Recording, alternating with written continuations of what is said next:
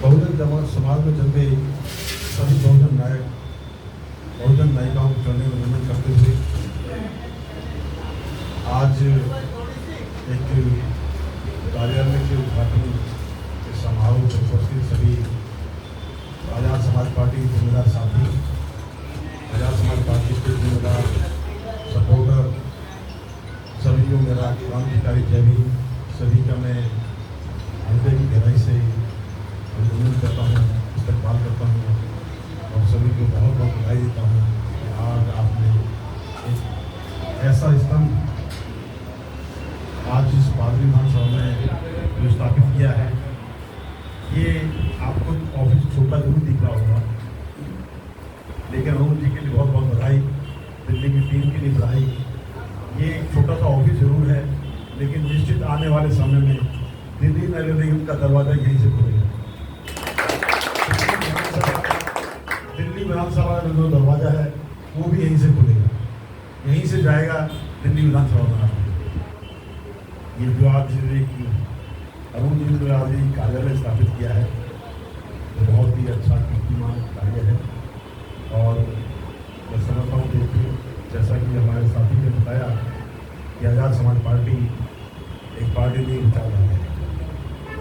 साथियों, आज़ाद समाज पार्टी का हर कार्यकर्ता समस्याओं को भौगोलिक समस्याओं को निस्तारने के लिए काम करेगा, समस्याओं का सॉल्यूशन देगा, उनके हल पे काम करेगा।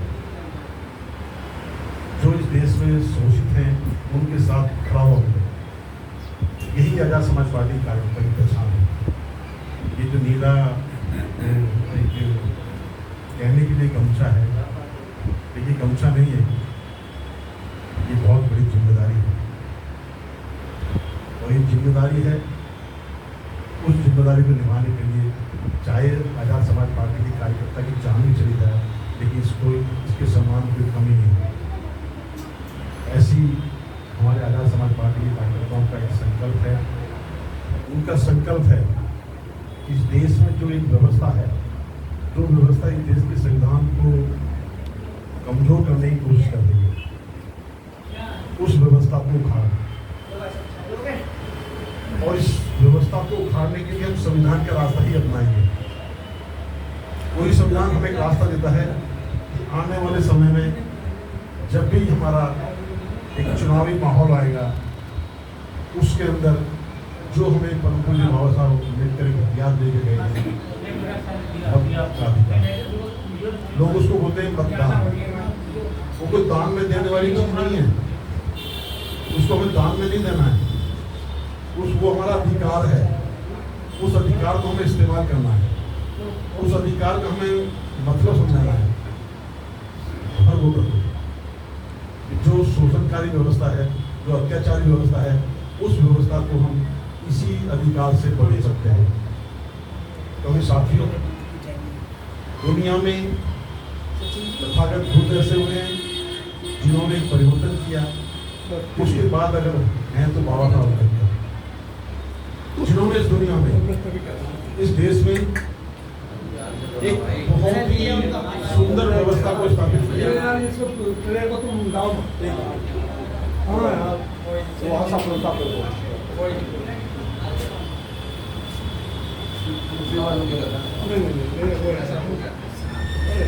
आपने देखा होगा कि अभी तक जितने परिवर्तन हुए हैं, या तो युद्ध से हुए हैं, संघर्ष से हुए हैं, खून खराबे से हुए हैं, लेकिन ये जो परिवर्तन हुआ है बगैर किसी हिंसा के, बगैर किसी प्राणहानि के परिवर्तन, वही परिवर्तन हमें स्थापित करना।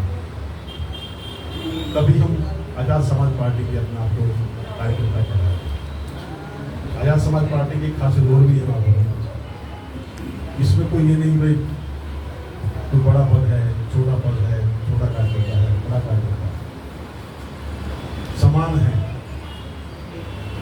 केवल एक व्यवस्था है, व्यवस्था के लिए बनाई हुई है, क्योंकि सेंट्रल की बनाने की व्यवस्था बनानी पड़ती है, उस व्यवस्था को जिम्मेदारी दी है।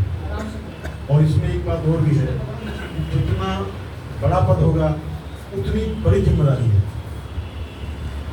जितना वो कहते हैं कि जब जितना बड़ा वृक्ष होता है उतना ही वो ज़्यादा फल देता है, फिर ज़्यादा छाया देता है। तो जितना बड़ा पदाधिकारी है उसको उतने ही ज़्यादा फल देना है, उतनी ज़्यादा छाया देनी है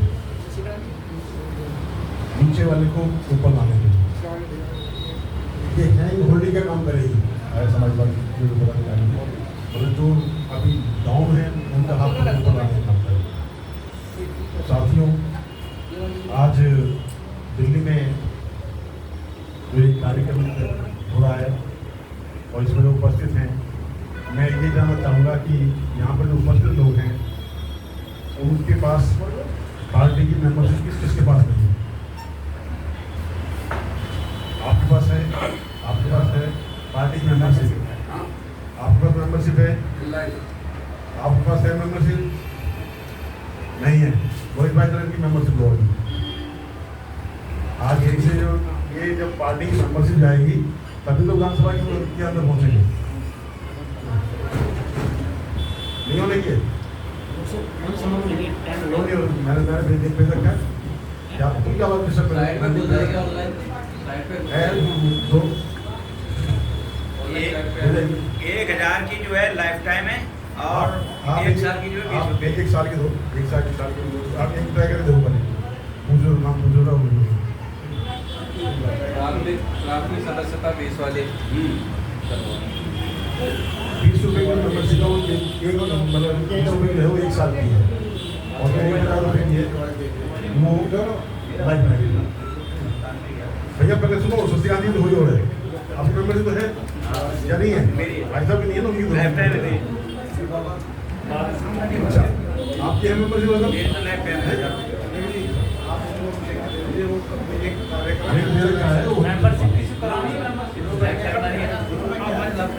हम कर लेंगे आपसे आईडी से कर लेंगे क्योंकि मेंबरशिप बहुत महत्वपूर्ण है। जितनी हमारी मेंबरशिप ज़्यादा होगी उतना ही हमारा संगठन एक मजबूती बन जाएगा।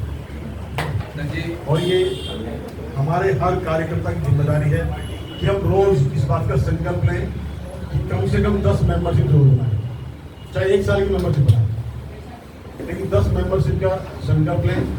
10 लोगों से जरूर डेली बात करें और अपने क्षेत्र में किसी प्रकार की किसी भी व्यक्ति के साथ कोई नामुमकिन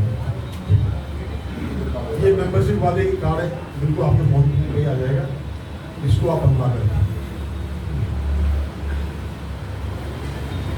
ये अपनी उसके लिए रखना है, उसके लिए मेंबरशिप कार्ड होगा। साथियों, आजाद समाज पार्टी के हर कार्यकर्ता का संकल्प है कि वो हर शोषित व्यक्ति के साथ खड़ा है। जिसके साथ शोषण हो रहा है उसके साथ खड़ा मिलेगा। ना उस व्यक्ति को जात पूछेगा, ना धर्म पूछेगा, ना उसके बारे में कोई ज़्यादा जानकारी करेगा, लेकिन सबसे पहले उसको जैसे कहते हैं कि जब कोई आदमी को बीमार हो जाता है तो उनको फर्स्ट एड देते हैं। आजाद समाज पार्टी का कार्यकर्ता, बीमार भी कार्यकर्ता सबसे पहले उनको फर्स्ट एड देने का काम करेगा और उसको रिलीफ देने के बाद तब आगे उसके बात पूछेगा। ये हमारी पार्टी का अपना एक संकल्प है, पार्टी की विचारधारा है, तभी हम अपने आप को महापुरुषों की विचारधारा के जमाने लायक बनेंगे। क्योंकि पार्टियां जो चल रही हैं वो आप देख रहे होंगे, जो आज देश में एक व्यवस्था है, उनकी व्यवस्था क्या है? उनकी व्यवस्था है कि गरीबी नहीं, गरीबों को मिटा दो। और उन्होंने रास्ता कौन सा अपनाया है? निजीकरण कर दो। देश की जितनी भी संवैधानिक संस्थाएं हैं उन सब संस्थाओं का उन्होंने निजीकरण करके इस देश की गरीबी नहीं मिटाई, गरीबों को मिटा दिया है। इसका एक जीता जागरण उदाहरण आपके सामने कोविड में आपने देखा होगा। जब कोविड आया था तो कोविड के दौरान देश में करोड़ों लोग का पलायन हुआ। पलायन होने में लोगों की जानें गई, लेकिन आपको पूरे देश में एक भी व्यक्ति ऐसा नहीं मिला होगा जो सरकारी नौकरी में था और उसने पलायन किया होगा, या वो इधर से हो गया या उसको कोई परेशानी नहीं हुई। ये एग्जाम्पल आपके सामने भी आपने देखा है। इसलिए इस देश को बेहतर बनाने के लिए एक संकल्प है आजाद समाज पार्टी का। इस देश में जितनी भी संवैधानिक संस्थाएं हैं उन सबका राष्ट्रीयकरण किया जाएगा, जिसमें शिक्षा बहुत महत्वपूर्ण है।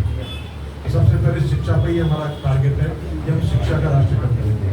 शिक्षा का जो आज व्यापारीकरण हो रहा है तो शिक्षा का राज इतनी महंगी हो गई है, गरीब आदमी क्या सोचिए, मिडिल क्लास के आदमी की नसीब पार हो गई है। सरकारी स्कूल बंद किए जा रहे हैं, प्राइवेट स्कूल खोले जा रहे हैं। तो इन सबको जो है राष्ट्रीयकरण के तहत एक समान एजुकेशन पॉलिसी गवर्नमेंट के अंदर किया जाएगा, जिससे हर व्यक्ति को शिक्षा मिले, हर व्यक्ति को स्वास्थ्य सेवा मिले, हर व्यक्ति को रोजगार मिले और स्वच्छ पर्यावरण मिले। आप देखेंगे, आप देखो जहाँ जहाँ हमारे लोग ज़्यादा करोड़ हैं, आप लोग देखो कौंडली, त्रिलोकपुरी, कल्याणपुरी, वहाँ इन्होंने गाजीपुर को बना दिया, पूरा पूरे का दिया, वहीं बना दिया उन्होंने। आप यहाँ देखो, यहाँ पे हमारा पूरा वो है, तो यहाँ पे उन्होंने कॉलेज बना रखा है। तो ये इन्होंने समिति के तहत होना, इस तरह की इनकी एक पॉलिसी है कि काम ऐसा करते हैं तो स्लो पॉइजन का काम है। इन सब चीज़ों से हमारी पार्टी के कार्यकर्ताओं को अवेयरनेस होना है, वोटर को अवेयरनेस करना है कि हम आगे आने वाले समय में दूरदृष्टि के साथ काम करेंगे, जिससे कि हमारे संगठन के प्रति लोग का एक जुड़ाव है वो किसी प्रलोभन से ना हो, एक भावनात्मक हो, हर व्यक्ति के अंदर एक भावना हो, हर व्यक्ति के अंदर एक सोच हो कि मैं संगठन से जुड़ूं।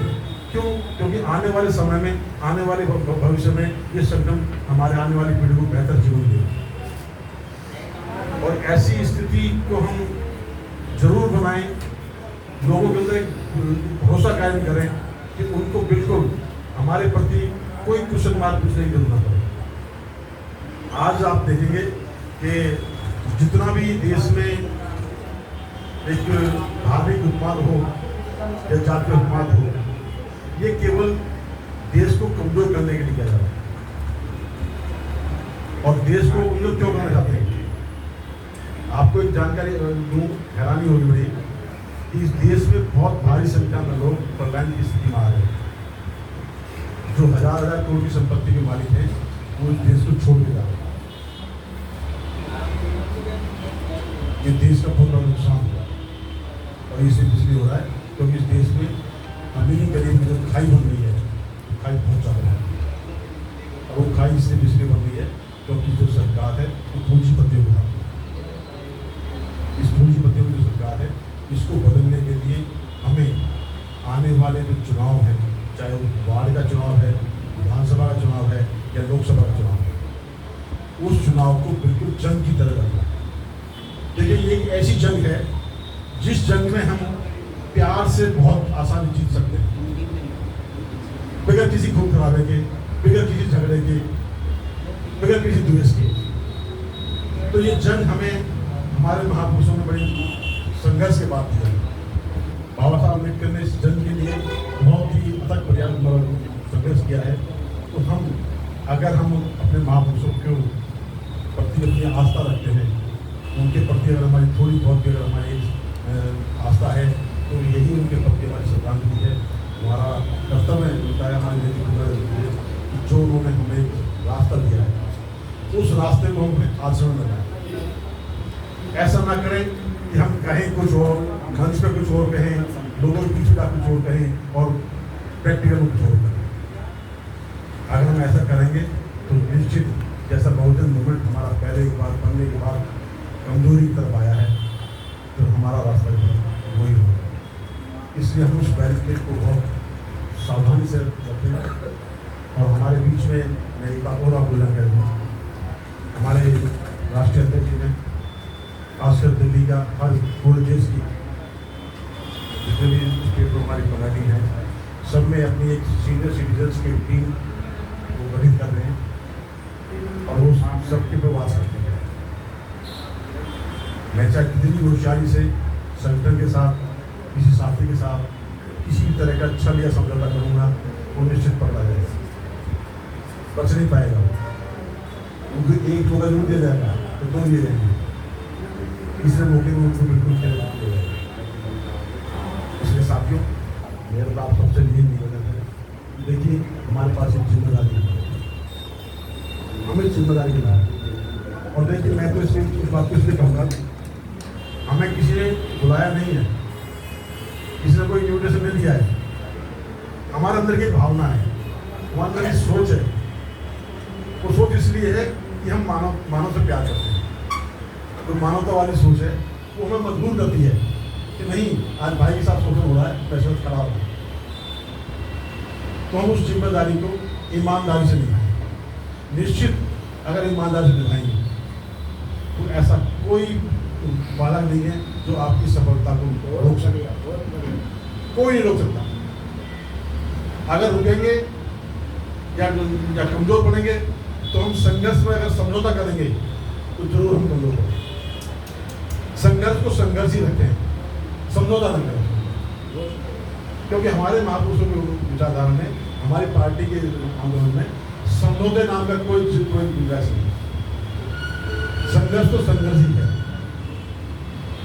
साथियों, हम इस जहाँ भी हम मीटिंग करते हैं, कार्यालय होते हैं, तो हम संविधान के प्रति संकल्प लेते हैं और संकल्प के साथ ही हम अपने आप को पार्टी का पदाधिकारी होने का गर्व महसूस करते हैं और हम अपने आप को बड़ा गर्व महसूस करते हैं कि हम उस संगठन के पदाधिकारी हैं जिस संगठन के वो संगठन उन महापुरुषों की विचारधारा हुआ है, जिस महापुरुष ने इस दुनिया में एक बहुत बड़ा परिवर्तन किया।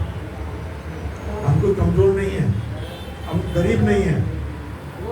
आज अगर इस देश की व्यवस्था चल रही है वो केवल हमारी बात चल रही है, हमारे महापुरुषों की बात चल रही है। हम गर्व से कहें कि हम उनकी संतान हैं जिन्होंने इस देश में व्यवस्था कायम की है, जो सबसे बड़े विद्वान हैं। तो हम अपना आपको कमजोर ना समझें, किसी भी रूप में कमजोर ना समझें। मैं आप सबका बहुत बहुत आभार व्यक्त करता हूँ। आज आपने अच्छे पवित्र कार्य के लिए समय दिया और एक संविधान के प्रति संकल्प लिया। निश्चित ये वो दिन दूर नहीं, ये आने वाले जो विधानसभा चुनाव होगा, आने वाला जो नगर निगम चुनाव होगा, वो इस तरह के जो अपने हमारे कार्यालय चुनेंगे वहीं से व्यक्ति वो उत्तर वाले में पहुँचेगा और बिल्कुल समाज की आवाज़ उठाएगा। जिस तरह से आज हमारे राष्ट्रीय अध्यक्ष चंद्रशेखर जी आवाज़ उठा रहे हैं, क्योंकि माननीय चंद्रशेखर जी का आज एक और संकल्प है। उनका ये निर्णय है कि भाई मैं ऐसे लीडर हर विधानसभा में देना चाहता हूँ जो वहाँ पे बिल्कुल प्रधानमंत्री से बेबाक आवाज़ उठाए। तो हमें वो लीडरशिप डेवलप करनी है, हमें उन युवाओं को आगे बढ़ाना है। तो आपसे मैं आप सभी का बहुत बहुत आभार व्यक्त करता हूँ। सभी का बहुत बहुत शुक्रिया। सभी को जय हिंद, जय भारत, जय संविधान। धन्यवाद साथियों और धन्यवाद माननीय अध्यक्ष।